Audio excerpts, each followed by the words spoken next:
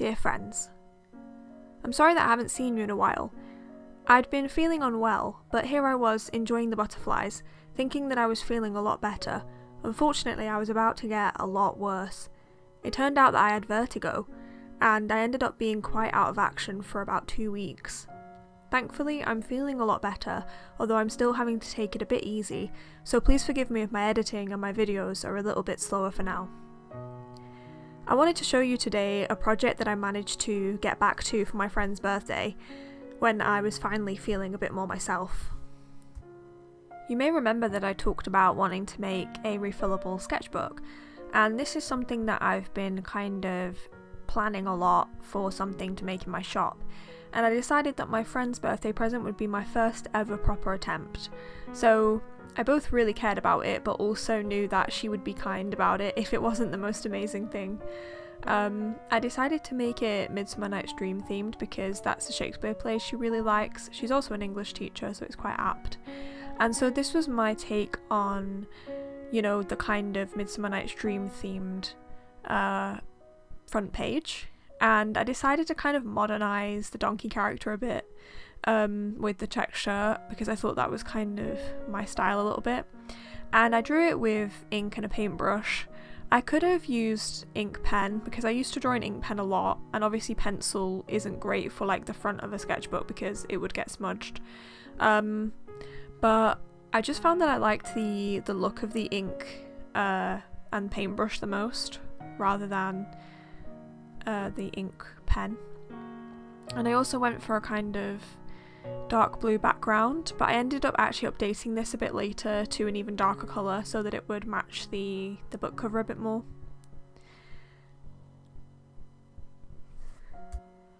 I was really glad to be feeling well enough to work on something like this, and actually it was really nice to do something that wasn't so heavily focused on drawing, because so much of my creative output is drawing all the time, and doing something a bit more hands-on and creative was, like, crafty I suppose, was really nice, even though I felt very out of my depth. And you can literally see here in real time where I put way too much glue and didn't do it very evenly, which didn't work out. You can see later when I'm going to talk about this a bit more, that one didn't work. This side, however, did work because I was being a lot more careful about spreading it out evenly.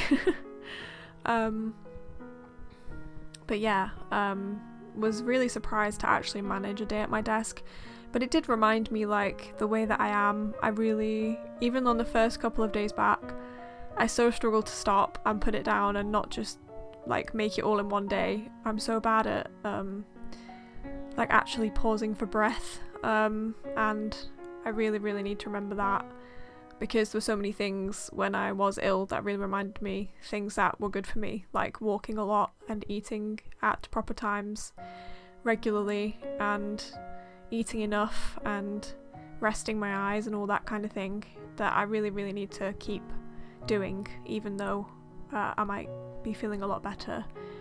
But I have still had to take it quite easy, and I'm still getting there. You can see here I was trying a little trick of like bending the corners in, which I'd seen, but you can see here how this first attempt doesn't work. I don't like push the side down hard enough, so the paper buckles out, but I managed to fix it.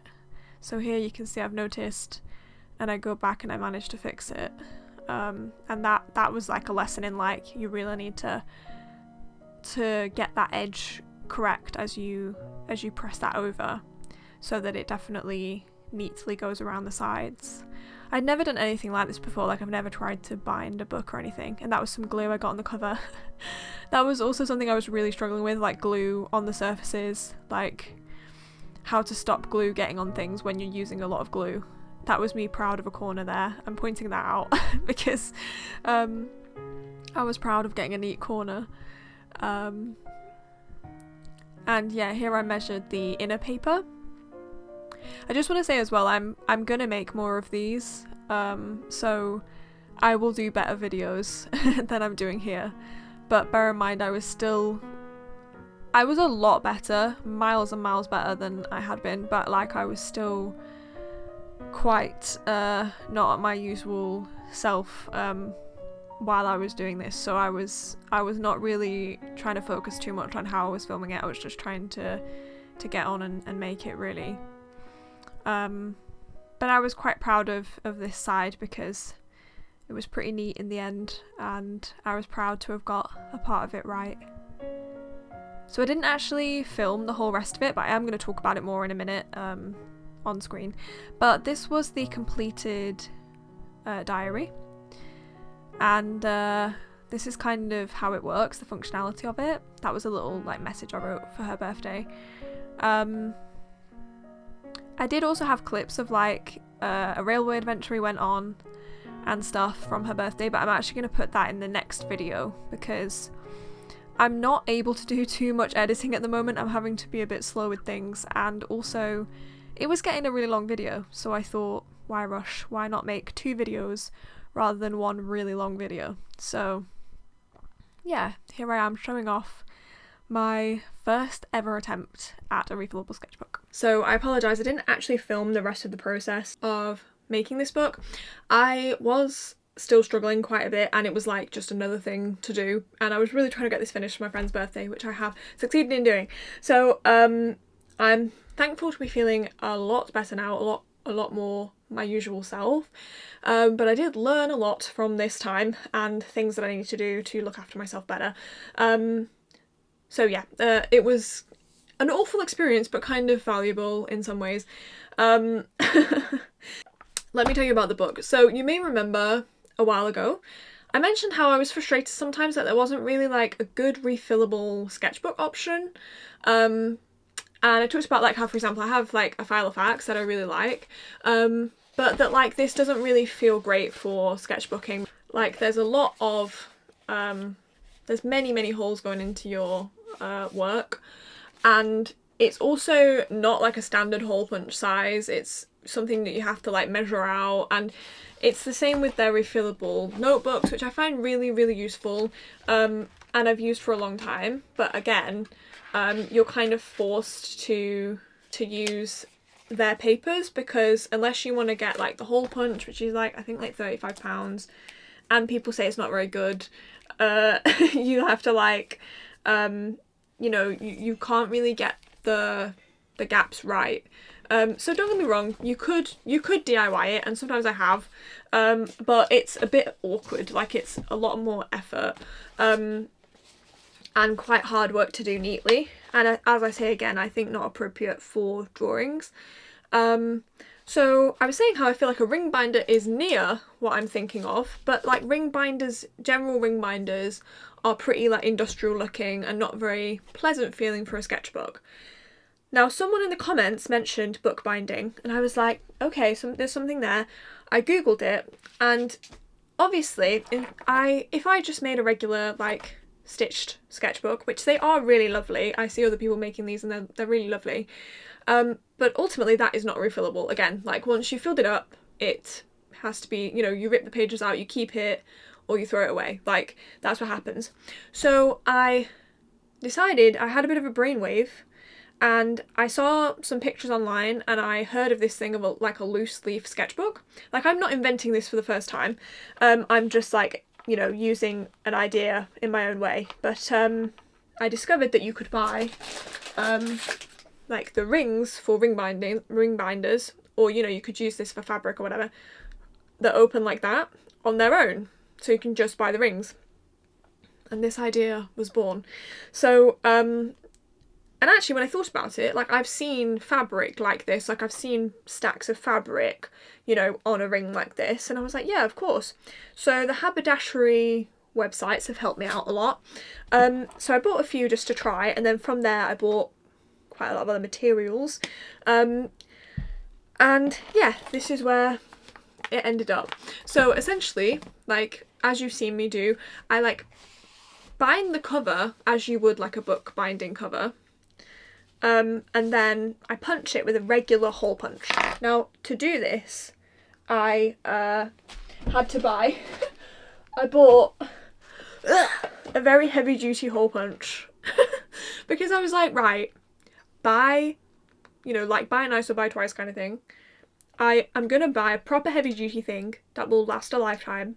It's made of metal as well, and I can punch the papers for the books, I can punch the covers, and I won't just wreck loads of small hole punches that will then go in the bin. This will last forever, and worst case scenario, I can sell it to an office because they would definitely find use for this. And this is really great. It also has the little measurement thing to help you put the hole punches exactly where it's in the right place, which is really helpful. I got that from Viking, just out of interest. So, as you saw in the some of the video, I didn't film the whole thing, but I, book bound the cover as best I could, having never done it before. This was for my friend, so I hope she'll understand that it's a bit rough around the edges. It's my first ever attempt. But, I book bound the covers like you might do on a book that you're gonna do the full book binding process on. I cut the window through, I put the covers on, I put the inner page on. I ended up having to do 2 colours because I had some mishaps and I only had one of each colour. So it ended up being multicoloured, but that's fine. And so, through some glue escapades and etc, I managed to bind it together, and then hole punched through the cover, hole punched through the papers. And also for this one I did hole punch another extra 2 holes for this ribbon, which you could just take out and remove, change it around, or not use it at all. Now I might not put ribbon on all the ones that I make for my shop, but it was just a little idea to accessorise it. And for example, you could also accessorise the rings. I've put just this little bit of sea glass on this one just to get my friend started, but I think she'll put probably some nice like witchy jewels on it or something. And yeah, that's the concept. There were some mishaps, and there still are mishaps, but it's my first ever attempt, and I think it's not half bad, and I think it's a fun idea for my shop. I'm thinking of making probably smaller ones as well, like maybe even more smaller ones than ones this size or bigger. Even though originally the idea, I'm definitely going to make an A4 one for myself because that's what I often work in and I want to store my art in it. But I do think that this kind of size could be popular. This is a little collage that I'm thinking of giving a new life on a book, because I just think, I don't know, it just seems perfect for a little book. And I'm gonna, the idea is that I'll make little pieces of original art. I actually bought some more paintbrushes so that I can do more ink drawing, because obviously I draw in pencil a lot, but that's not very easy to preserve. If you put it in a window of a book, it's gonna probably get smudged and stuff, but I do quite like drawing in ink as well, so I thought if I could get the paintbrushes it might feel a bit more similar to drawing, and I can enjoy it that way.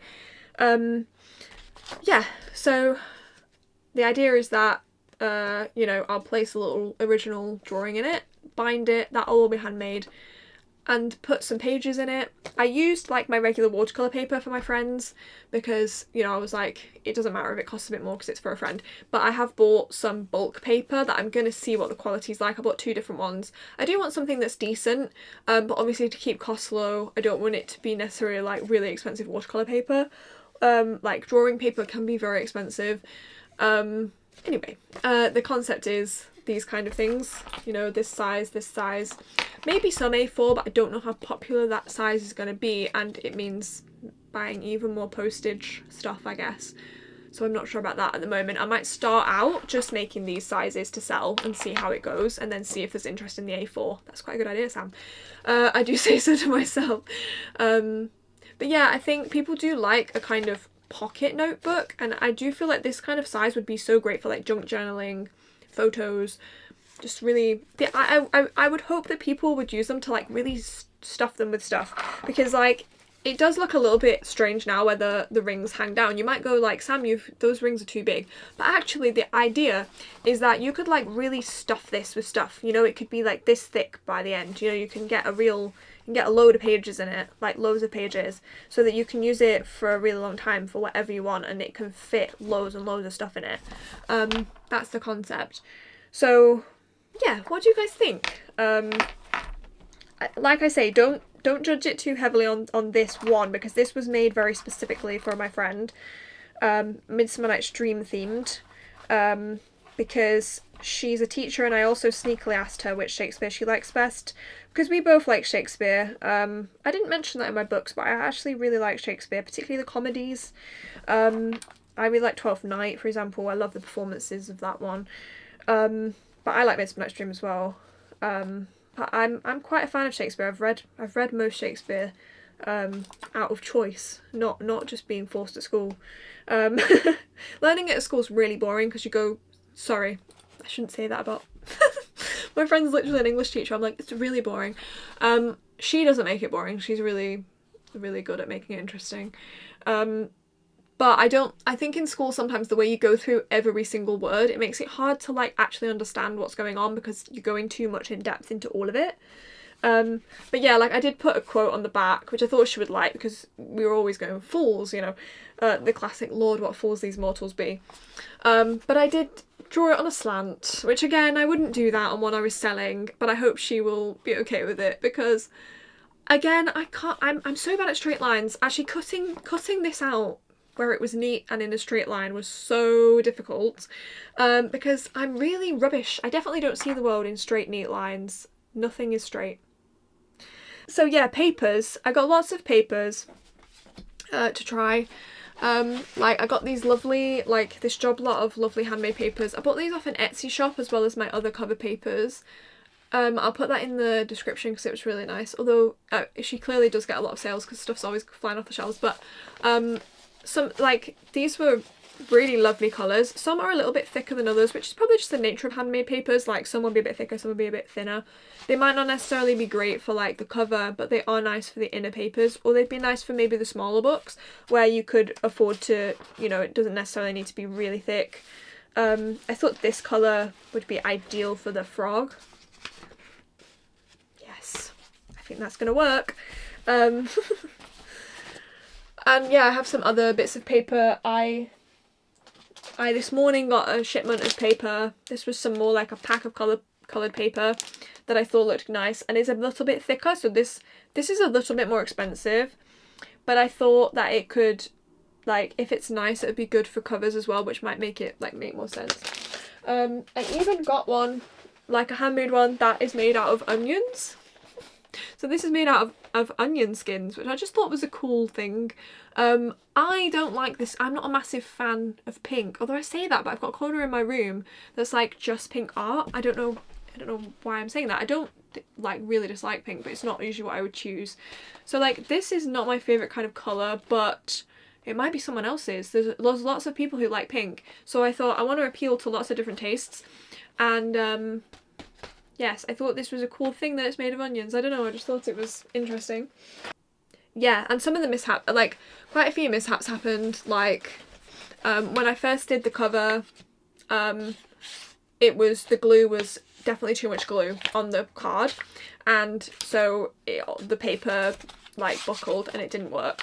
I also realised that my card is a bit too thin, so I'm having to use 2 on each side, but that's not too bad because it actually, affordability wise, they're really cheap, especially the amount that I bought, so it's no big deal. And I do think probably, like, I used this glue because it happened to be in the craft shop I was in, and I was like, I'll support a local business. PVA is surely quite similar.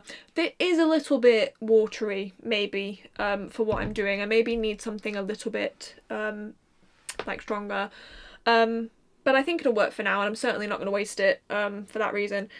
So yeah, I think it might be a cool new idea for something in my shop that's a bit more practical. It's a bit more practical to use, and it's a bit more practical for me to make. It's something that's a bit more crafty, that'll maybe give me a break from like drawing, because so much of my work is just drawing all the time, longer projects. This is something where I can get my hands on a little bit, but it's still in the paper realm, which is usually what I prefer to be in. I don't really like loads of like paint and stuff all over me, but like, yeah, I don't know, I just think it's a nice, like, I still get to have the creative side because I can make the little drawings for it, and it's a nice creative challenge. Like, I might think, oh, what shall I do this time? Shall I put something else on it? Shall I add a little detail? You know, it can be a nice creative challenge, but also be quite practical and different to what I'm used to. And you know what, it's nice to learn something new, and it wasn't easy, it's difficult. I also realised like I made a bit of a mistake with this one, like it was slightly bending a little bit, and I think it's because I didn't pay attention enough to like the paper grain situation, because apparently like you need to try and line up the grain of things. So like this, for example, I think the grain is actually going this way because it's much easier to bend this way. So really, like the papers that I layered with it should have also had their grains going that way. Whereas I feel like, for example, the watercolour paper and the cover paper, they're probably going this way. Because, you know, for example, if that matches, you know, if this paper matches its design, the grain's probably going this way. So that may have contributed, but I also do think maybe it was a lot of layers and a lot of glue. And the glue, moisture of the glue is just at different levels and it's trying to even itself out. So I'm definitely gonna press it underneath heavy books when I'm drying it as well to give it a fighting chance. But we'll see, like if my friend notices that it's really bending over time, then I will, like I'll make her a new one. And I'll try to pay attention to the grain more now and try and check that things are lined up. Because, yeah, anything that can make it last longer. Yeah, the idea is, you know, that this isn't the kind of thing that you, once you fill, you know, you filled it up, that's it, you've used it. I hope this is the kind of thing where you can literally like take the whole thing out and start again if you want, or put anything in it. I just think, yeah, I don't know, is it a good idea? Who knows, it's just a fun little idea. I'm giving it a go anyway. If it fails, it fails, much like many other things, but that's okay. I'm gonna wrap it now, and I also did get her some ginger, orange and vanilla tea, which I literally had this morning. Because as I've said, we love herbal tea. So yeah, honestly, I didn't think I would be well enough to make that, or to be sitting here talking like this, or to have gone on the railway journey. I felt very far from feeling well when I was in the depths of it. The depths of despair. I've been watching the old Anne of Green Gables with my mum, and I love how she says the depths of despair. I honestly was in the depths. You know, I was really mentally unwell for a really long time, and even though I might mentally feel a lot more stable, I wonder if my body is still recovering a lot, or has, you know, suffered damage because of that. Definitely probably has. So yeah. Like I say, don't base, like, this is, like, they will all look quite different. This is like just one version, and quite a somewhat rough around the edges version, you know, but still, tell me what you think. I'll be interested. Thank you so much. Please tune in next time for railway adventures and general countryside wanderings. Till then, look after yourselves.